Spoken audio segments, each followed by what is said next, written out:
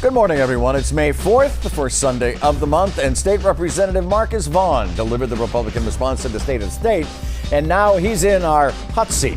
It's time to go on the record. From WCVB Channel 5, the inside word from Washington to Beacon Hill. Today's newsmakers are going on the record.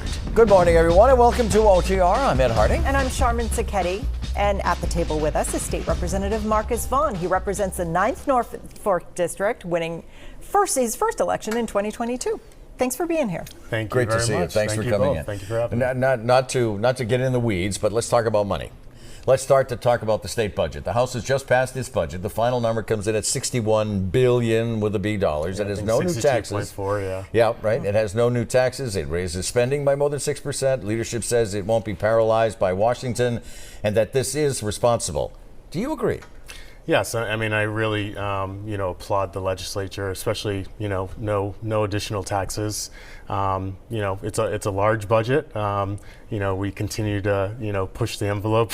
It seems like session after session, but, there's some real, reform here in this bill overall that I think, people of the Commonwealth will be happy with. But when people look at the bottom line, they say, man, that's an awful lot of money. It is. I mean, and where's all that money coming from? It's coming from me, is what they say. Yes, and obviously the millionaire's tax, there's a portion of that that's funding, some of the programs that we have, especially, being able to allocate, $150 per pupil to, fund our schools in basic transportation and, children with disabilities and their transportation to and from out of district will be a huge help to a lot of our municipalities. The governor and the House, they want to put more than $22 billion for the state's Medicaid program known as Mass Health. Now, Congress is also considering big cuts to Medicaid funding. We don't know how much.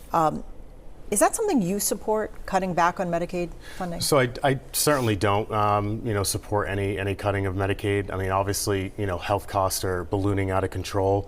We need to get it in control. How we do that, it's a larger discussion, for our body and the feds. But hopefully we can come to some agreement in the very near future because we can't continue to go at this rate. What about all the millions of dollars? This budget also funnels millions to the Attorney General's office so she can continue to fight the Trump administration. As you know, she's filed several lawsuits against them.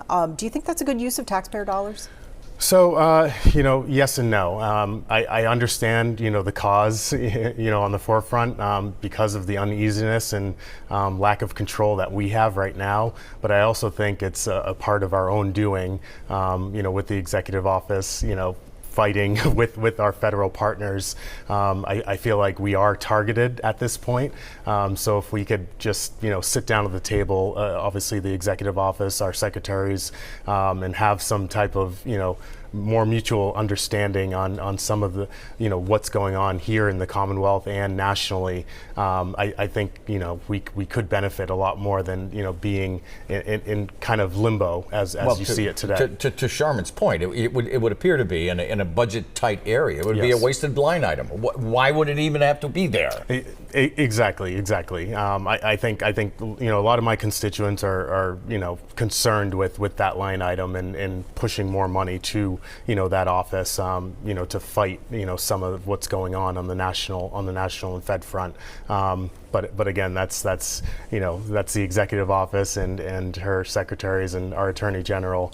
They have to speak to that. So back in February, the governor signed a $425 million bill to keep the state's emergency family shelter system afloat, virtually $500 million almost. So in this budget, the House wants to dedicate another $275 million toward it, noting that fewer families are relying on the system.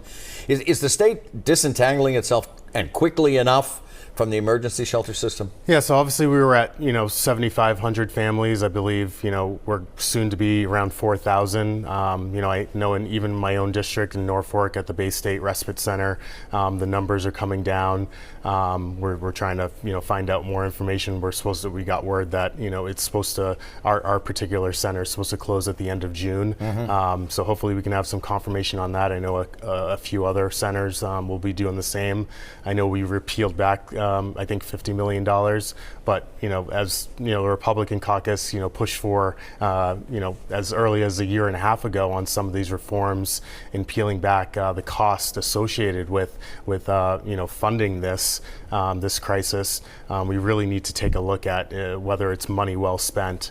Do you think that shelter in Norfolk will close in June? So right now, every indication is that what we've been told from the executive office, it's going to close at the end of June, but we still haven't gotten true, confirmation. We've been waiting for that, and hopefully, the governor's office. It's 2 months away. It's right around the corner. Yeah. So. Yeah. All right. In January, you did write a letter to ICE expressing your concern about federal agencies' impact on children. In it, you ask for policies that, quote, ensure no enforcement actions take place in or near schools, children's programming locations, gyms, or other spaces where children are present. Now, you went on to say these are safe zones and that this is a humane approach. Now, the Trump administration has thrown out the policy of sensitive locations, of arresting people, not arresting people in churches or schools. Do you still stand by that letter that you wrote in January? I wholeheartedly stand by that. I have children in elementary school, the public school system. People in the community have voiced their concerns about this happening. We should have those safe zones within our communities.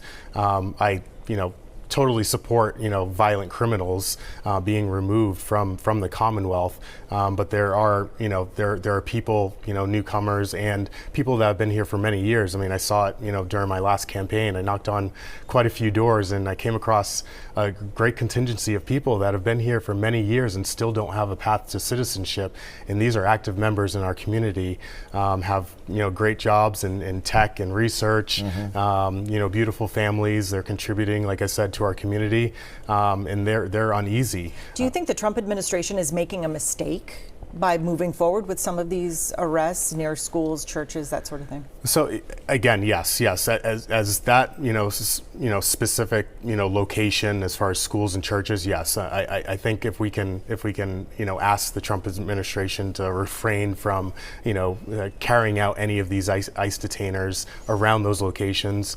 it would be a little bit better received throughout the Commonwealth. So we're talking about President Trump. How has the president done in his first 100 days? Well, he's definitely come out with a firestorm. He was well prepared. I think everyone's seen it with the amount of policies that he's pushed through and executive orders. Over 140. Yes, 140. Pretty astounding. So he definitely his team is hard at work. I've been in contact with the Trump administration.